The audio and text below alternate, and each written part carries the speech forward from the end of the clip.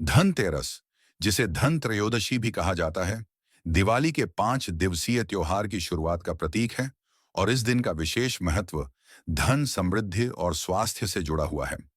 इसके पीछे कई कहानियां और पौराणिक कथाएं जुड़ी हुई हैं, जिनमें से एक सबसे प्रसिद्ध कथा है राजा हेम और उनके पुत्र की कहानी।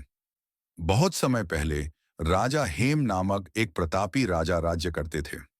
उनके राज्य में समृद्धि और शांति थी और उनके परिवार में एक पुत्र का जन्म हुआ।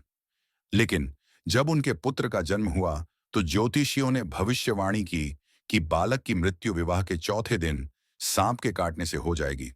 इस अशुभ भविष्यवाणी ने राजा और रानी को अत्यंत चिंतित कर दिया। समय बीतता गया और बालक बड्ढा हुआ।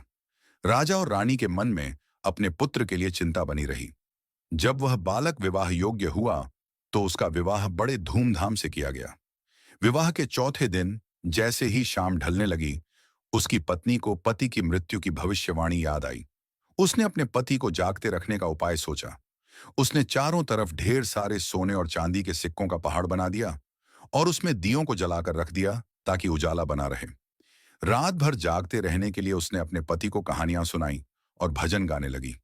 इस तरह रात भर उसने अपने पति को सोने नहीं दिया। कहा जाता है कि जब मृत्यु के देवता यमराज सांप के रूप में आए तो वो सोने और चांदी की रोशनी से अंधे हो गए और कमरे के बाहर ही बैठ गए। इस तरह यमराज बिना युवक की जान लिए ही वापस चले गए और युवक की जान बच गई।